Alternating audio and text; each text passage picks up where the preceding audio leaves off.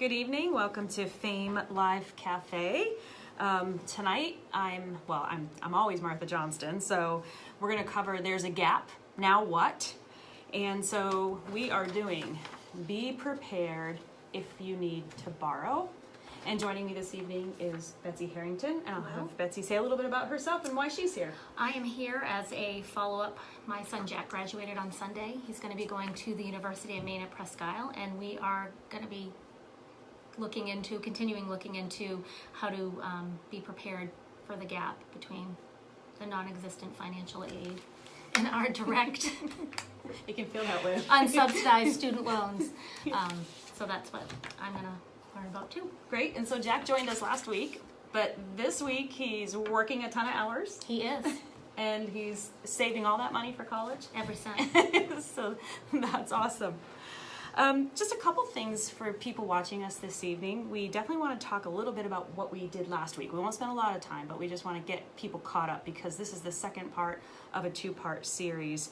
And so last week we talked about determining if you need to borrow, and we covered reducing the amount that you owe. So those expenses that you can control. Of course, you can't control tuition and fees and room and board, but you can make choices about used books, having a roommate.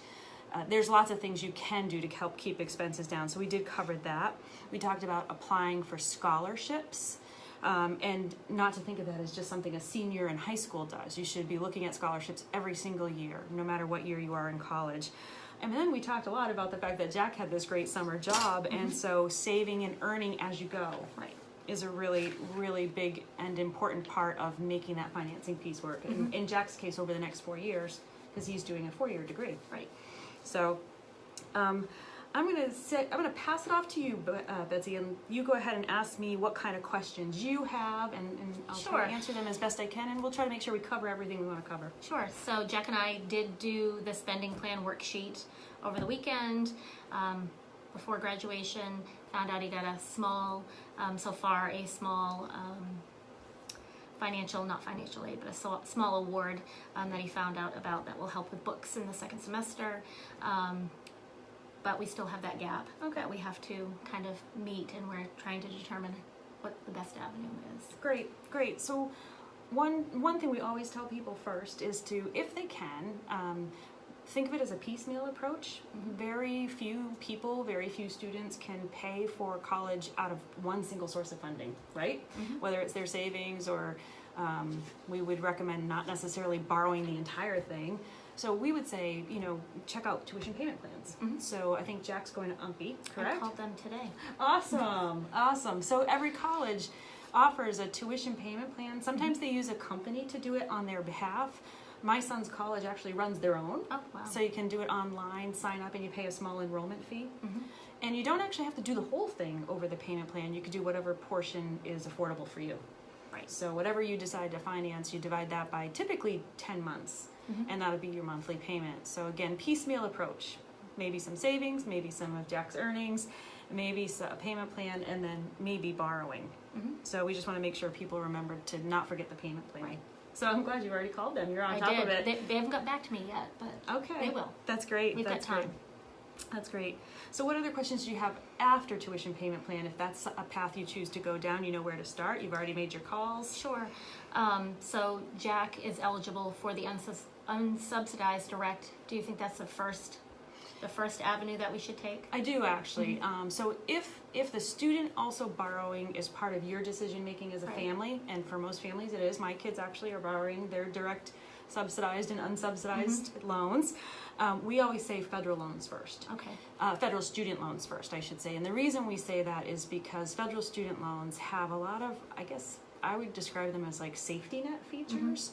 So they have different repayment options, like standard repayment, what gets that loan paid off within 10 years, just a flat monthly payment. Graduated, so the payment changes over time. The idea being the longer the student's working, or the former student, the graduate, right? The longer the person's working, they're making more, and they can handle that higher payment as it graduates up. Exactly. And then also there are income-based repayment plans. So there's a lot of options. There's economic hardship deferments if somebody runs into a situation where they're kind of underemployed, they can't really afford their loan, or if they're unemployed, they have an unemployment deferment. So we do tell people, use your federal student loans first before looking. And again, if the student's part of that equation, that's fine. The school has told you the eligibility. And since we're kind of talking about that anyways, I'm going to use a cheat sheet because I should know these off the top of my head. But for the upcoming year, the interest rate on the subsidized and the unsubsidized direct student loan is 5.045%. It's kind of a crazy interest rate because it goes out 3 decimals. But what's really important to learn about subsidized and unsubsidized, subsidized means that the student doesn't have to pay interest while they're in school on that amount that they borrow. Unsubsidized means that they do. So if the student's only qualified for unsubsidized loan, we recommend making the interest payments as you go along. Why not? But you could let that interest accrue, and then it will get added to the amount the student borrowed at the time they go into repayment.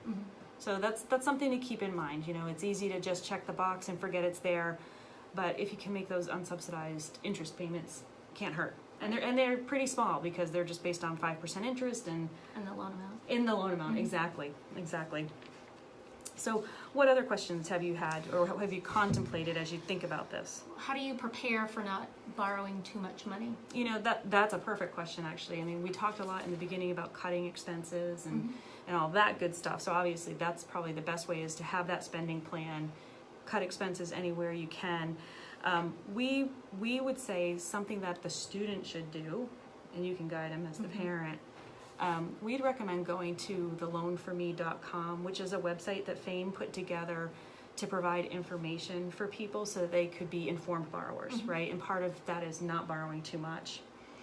And so when you go to the Loan for Me, in Jack's case, this is really a great exercise for him. You can actually kind of start to think about what we call return on investment. So there's Career One Stop, which is run by the Bureau of Labor Statistics. Jack could actually go into that website, put in what he wants to do for a living, where he wants to live, and it will show him the salary.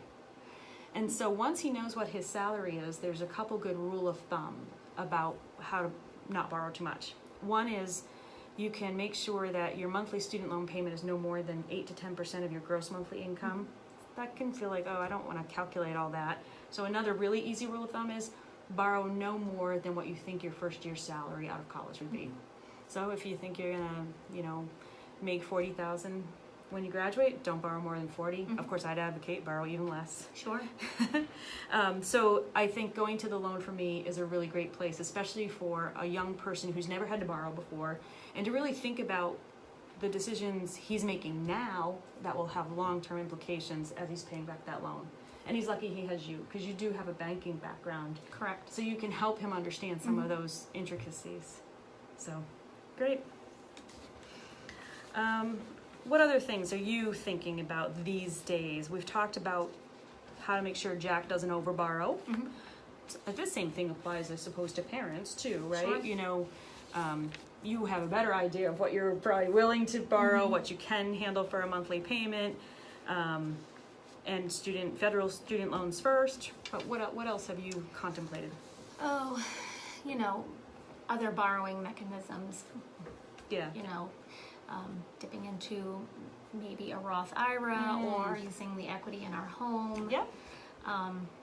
All good sources with pros and cons, I suppose. Exactly. Actually, you bring up some really, really great points. So then when it comes time, we know Jack's earning. We know he is going to do his direct unsubsidized and direct subsidized student loans if he qualified for that one. And then you're right. How do you as the parent kind of come up with your expected family contribution? So there's the payment plan. We talked about that already. You could dip into a Roth IRA. Absolutely, if you've already got that, so a form of savings. Home equity loan is a good option. And I tell people, every family is different. So it's whatever that family's kind of family culture is around borrowing. Right. I've met plenty of families through my 25 plus years working in this field that say, I'm not putting my house on the line. And then I've met other families that say, you know what, this is exactly why I built equity in my home, so I could use it. So I think that's a great option, especially if financially it's a great interest rate for you, depending what your credit is. So that's something for people to consider as well. And then I think the one that you'll hear about, and you maybe already have heard about, a lot of schools will talk to parents about federal parent loans, a PLUS loan. It stands for Parent Loan for Undergraduate Students. What I would say when it comes to the federal PLUS loan, I know you heard me say federal loans first for the student. I wouldn't necessarily say that for parents. Okay. And the reason I wouldn't say that, the PLUS loan it's a fine program, but it has a 7.6% interest rate. And you're in banking, so you know there's some better interest rates out there right now. There are, but rates are going up. They are going up. They just That's true. did today. They just did today. That's absolutely true. That's absolutely true. And it has a 4% or 4.264% origination fee. So the thing about PLUS is it's pretty easy to get because there's no debt to income ratio calculated.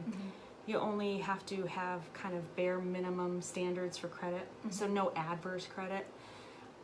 That's good and bad. It means that people might overborrow because they're not savvy or they just don't realize what they're getting into.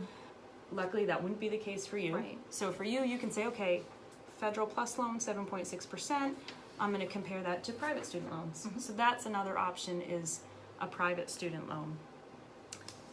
So let me pause there and see if you have questions before I go further, because I feel like I'm talking too much. No, I mean, we just have to take a look at, is Jack going to be the borrower? Are we going to be the borrower? Yeah. Jack's not old enough to borrow right now. Right, he's 17. He won't be 18 until mid-August. Right. The bill's coming before then. Right, So, right. this round he probably won't be borrowing Right, anything. But right. We'll have to look at what's available when we get that next bill. But, Well, you bring up something really interesting that I hear a lot about PLUS loans. So I'll often hear parents say, well, I'm taking the PLUS loan, but this was really my child's loan. I'm going to do it, but they're paying it back. The only thing I usually tell people, and you already know this, that loan is on your credit as the borrower. So even though you think you struck a backroom deal with your kid to pay back the loan, they're not obligated to. And if they are paying it back, you want to make sure they don't do something that's going to hurt your credit. So that's one thing I would say about those deals. Not that they're bad, every family is different, but just be aware that it's on your credit. And then with regard to private student loans, you're right. What kind of products are out there? Is it the student who's the borrower? Is it the parent who's the borrower? In Maine, we're really lucky because we have the Maine Private Education Loan Network, so we have a lot of local Maine lenders that offer private student loans. And the loanforme.com actually has those lenders. On listed, you can see what their interest rates are, you can compare them. And in Jack's case, and he's not alone, he probably hasn't had a lot of time to build credit. So he's going to need a co-signer. Right. So, which means you're on the hook anyway. Yeah. So. Yes, you've nailed it. So we do have a question from our audience, and it is, I have a, quote, know-it-all, closed quote, student who won't pay attention to this. What are your ideas? Oh gosh, that's a great question. Give them the bill. There you go. So I was just gonna say, I guess Betsy and I are both doing this. It kind of struck me the other day. I got my bill for my son's university, and I left it on the counter for him to see. I want him to have a really good, clear sense of what that looks like. Sure. I once heard a story about a dad who didn't do the payment plan, but he wrote the check to make the monthly payment or whatever it was, and he mailed it to his student and made the student walk to the bursar's office to make the payment because he wanted him to really understand the magnitude. So I like that. I know, right? I thought that was really interesting. So, I think that as much as possible, if you can, don't we all say that's the WIFM, what's in it for me? I guess if you can help the student understand, help your child understand what's in it for him or her, to understand what's going on. I mean, at the end of the day, what's the saying? One of our college access counselors said this, it's not what you do for your kids, it's what you teach them to do for themselves. Right? So shout out to Jessica. She's the one that gave me that quote. It's important. It's not what we do for them, it's what we teach them to do for ourselves. So if you can show them why it's important and why they should care. But I know that's a challenge. So let's make sure we covered some other things here. I want to make sure that we've covered everything that you've thought about when it comes to private student loans. Well, other than the fact that he's not old enough to borrow. Right. Does that affect the unsubsidized direct loans? No, it affect actually this? Okay. it doesn't. So in the case of the federal student loans, the 17-year-old factor doesn't matter. Doesn't matter. In the case of private student loans, it's different because Sure. that's a traditional consumer loan. But that's a Right. great question. Right. So what I would say, if in future years, you know, as a family, you decide Jack's going to take on some private student loans, again, only if it's the right thing for him. Mm-hmm. You know, the things we like people to understand is things to consider, like who the lender is. You know, are they local, right? That could be important like to local. you. We like local. We like local lenders. Do they provide good customer service? Are the interest rates fixed or variable? We talked about Plus Loan having a fixed interest rate, but of course, people could choose a variable rate. And you just said earlier, what are rates doing? They're rising. They're rising. So, you know, depending on your borrowing personality, some people like variable rates because they actually can be more affordable than a fixed rate in the right market environment. You've got to gauge your temperature for rate risk. Exactly. So in a rising interest rate environment, you got to figure out your personality. You might be more comfortable with a fixed. That person might be more comfortable with a fixed interest Even rate. though your initial payment might be higher than what the adjustable would be, but you'd at least know what your payment was for the entire term of the loan. So. And that's what people like. They like the predictability of knowing what their monthly payment's going to be. And if those rates do skyrocket, then they feel like, whew, I dodged a bullet. Absolutely. So it's important. It's important. So you already know you're on the hook no matter what. We shouldn't say it like that, but it's true. We want people to understand the implications, whether they are a co-borrower or in the case of the Plus Loan, whether I call it the backroom deal. But the other thing that we like to know, and you know this again as a lender, it's so nice to talk to you. But for people who haven't done this, don't be intimidated. But one thing that's really important if you're comparing lenders, compare APR, the annualized percentage rate. And some people say, well, what's APR? And now I feel like I might fail in front of a banker here, but it's basically the cost of borrowing, including fees, expressed over time. How's that? That's what I would say. Okay. Yes. So it's the way to compare apples to apples. Really, that's what I say. That's the only way you can really do it. Exactly. You might have a product that has a much lower interest rate, but a higher origination fee, and then you might have the APR is going to be skewed versus a higher interest rate and a lower origination fee. So she said it. She's actually the expert. Betsy's the expert here, right?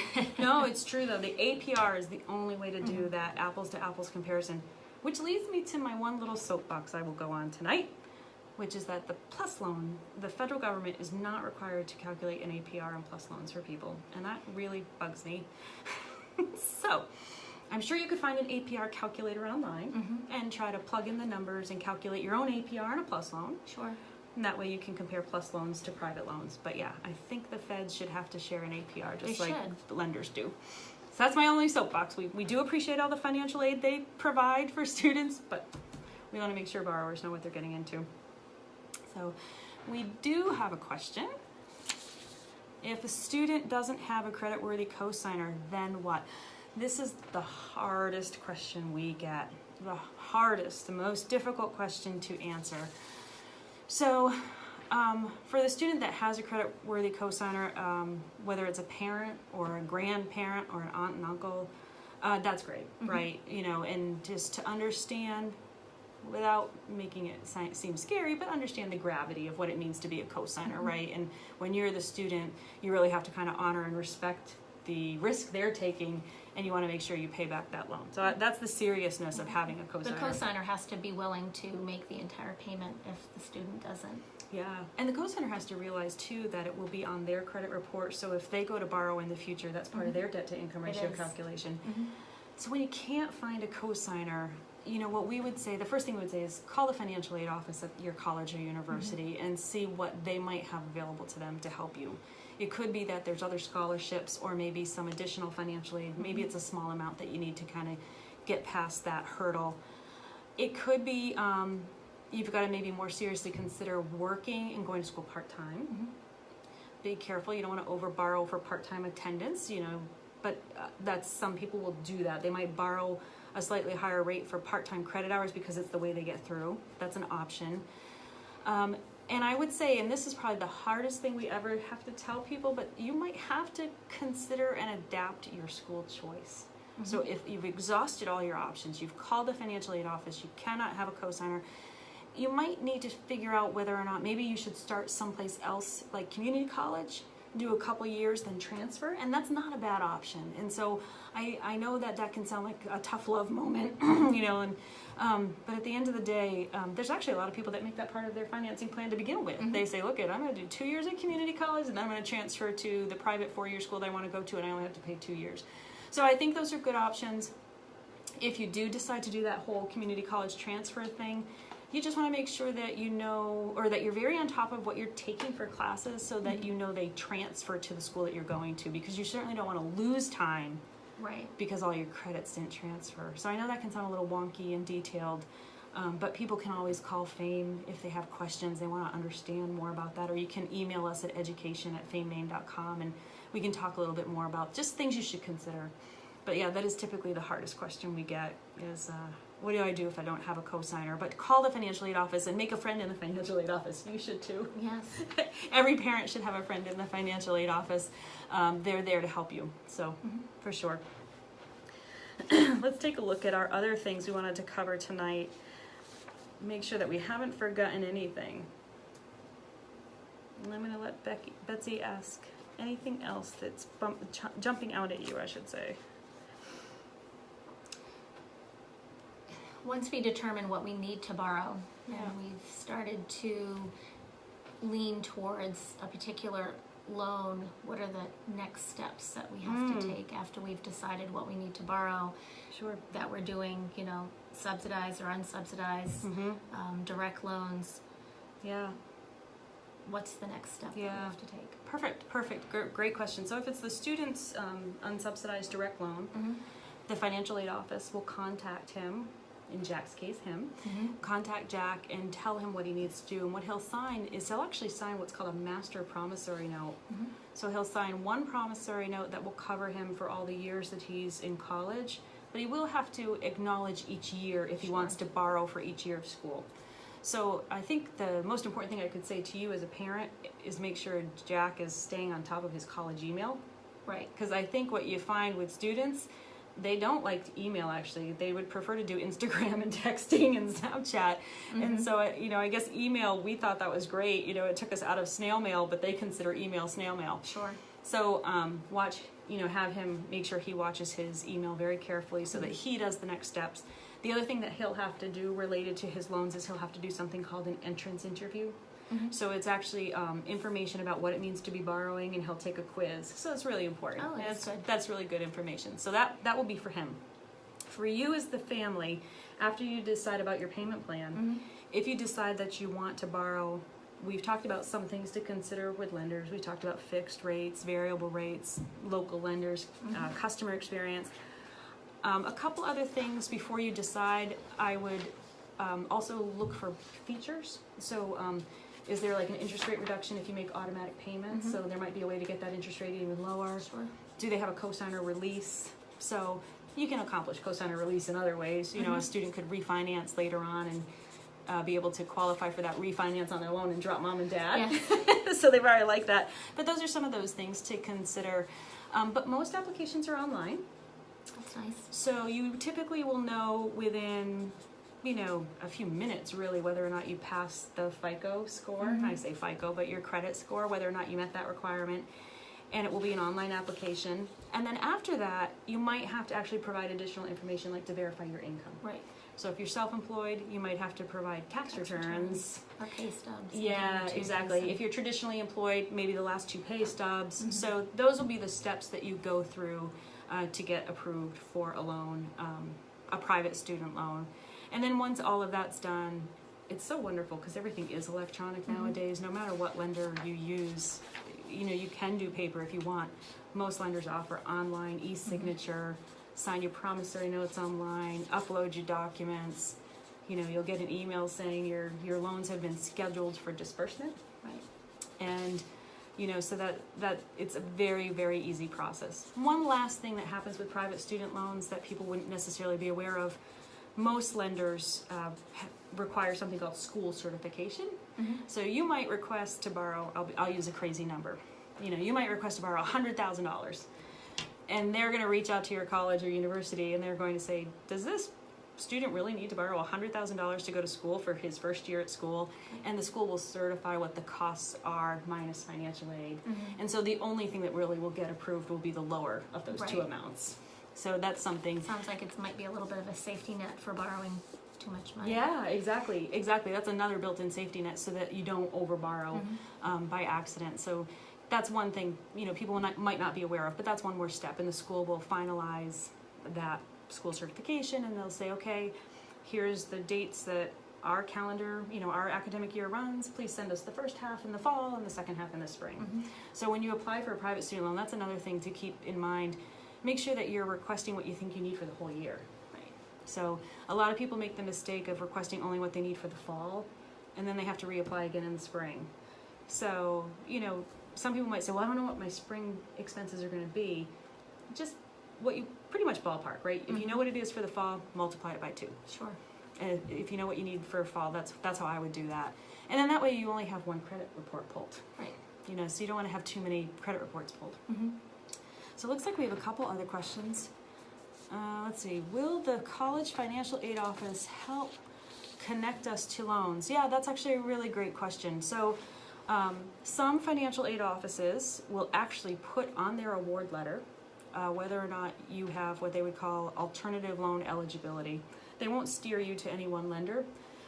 They might have something called a preferred lender list, but you can actually use any lender that you want. So even if you're even if it's not somebody on their preferred lender list, you can say, look, I wanted to use my local lender in Maine, and that's who I'm going to use. So that's fine. They also might tell you plus loan eligibility. And, again, I would just say for people who have really good credit, you don't need those federal safety nets, plus loan might not be the best deal. You might be able to do better on your interest rate. So, but you will hear from the College Financial Aid Office typically. They'll tell you how to look for that alternative financing. And then we've got another question. What can we do to avoid less than desirable loans and lenders? Yeah. So, well, I would say go to theloanforme.com because those are all of our main lenders that we know who offer private student loans. So that's important, actually. So if you go with a local known entity, that always is very comforting. I would also say, stay local, shop local, right? So stay local, you know them, you have somebody in the branch you can go to that can help you. That's actually a really good way to feel comfortable. But I think the question was, how do we avoid scammy kind of lenders and sketchy lenders? If something sounds too good to be true, it is. It is. So I would definitely stay local, and I would use a trusted resource. Again, we would say use the Loan for Me so you can see who's offering private student loans in Maine. If your school's offering a list of lenders, it's because they vetted them. But again, you can choose to use your local Maine lender, and that's really important. I think like on the sketchy side of things, usually with refinancing, we see a lot of kind of scammy things out there that, offer, we'll help eliminate all your debt. Again, sounds too good to be true because it is. But on the in-school side, research the reputation of the lender, what kind of customer service they offer. I think, again, if it's local and you have a branch you can go to, that's actually one of the best things you can do. I realize kids don't go into branches anymore. But true. That's part of that learning thing. They actually might appreciate having someone they can talk to. So I don't know about any other parent that has a graduating senior, but we get 2 to 3, loan letters and mailings and a couple of times a week. Yeah, I'm getting them too. Yeah, it's great. We got the stuff from Fame for the Loan for Me. That's the one I kept, and I kind of pushed the other ones aside just because they weren't local. Yeah, and it's funny. I mean, it's not that those lenders are sketchy, but you're right. They might be big national lenders or big regional lenders, and you don't have a connection to them. Right. And so, you just kind of have to figure out your personality with borrowing. So, but yeah, I forgot about that because we've gotten a few already in the mail as well, coming to my daughter who's going to be entering her sophomore year in college, and a few for my son as well. So yeah, they know who you are and that you're college age. That's right. So that's good and bad, but I would definitely just only bad because it can feel overwhelming. So that's why I think you figure out what's important to you, and you can always, like I said, you can always go to Loan for Me.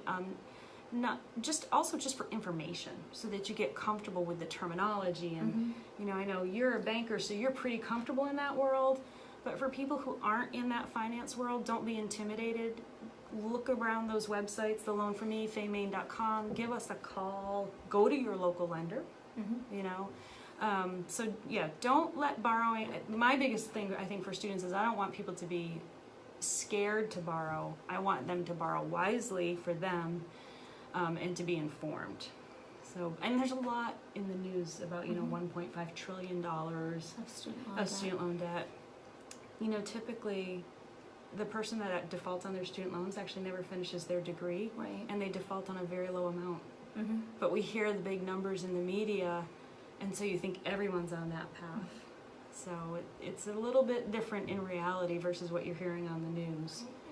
And even though I do lending all day long, it's very different lending. I mean, I know the terminology, but when you're looking at the cost of your child's education versus what they're eligible for and what they might get for scholarships, and then you're like, wow, where am I going to get that from? Yeah. You still, it's you, it's different. So it's not just running a debt to income ratio for a customer to help them buy a new house. It's, this is my child's education. Are they going to make enough money to offset the expenses for these? Am I going to pay that? You know, there's a lot of balls in the air at the same time that I'm not used to. Yeah, and you've described that really well, because I've done this for a living for the last 25 years, but I've only just entered it as a consumer 2 years ago with my own child, and it felt different. It felt really different. And so, you know, I'm glad we're doing Facebook Live. I'm glad we're getting people to think about it and not be intimidated. And I'm glad you said that, because I would hate for people to think, oh, well, she already knows what she's doing. It's different. Yeah. It's just different. I mean, I can talk all day long about getting somebody into their first house. Right. But, you know, college education expenses, they scare me. Yeah. It scares me. So I've got to get comfortable with it, and I think maybe next year I'll feel good about it. Yeah. You'll be running your own Facebook Live event. So that's great. That's great. Let's see. I want to see if there's anything else on my list. Make sure we covered everything.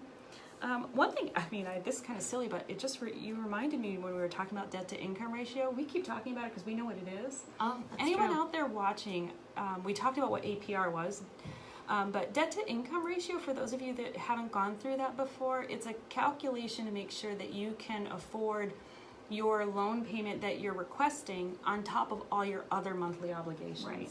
So it's a comparison of your income to your debt obligations, and what would this new payment look like with that. Right. So that's a debt to income calculation. And in case people haven't ever heard that term or didn't realize that was what was happening behind the scenes when they got a mortgage, right?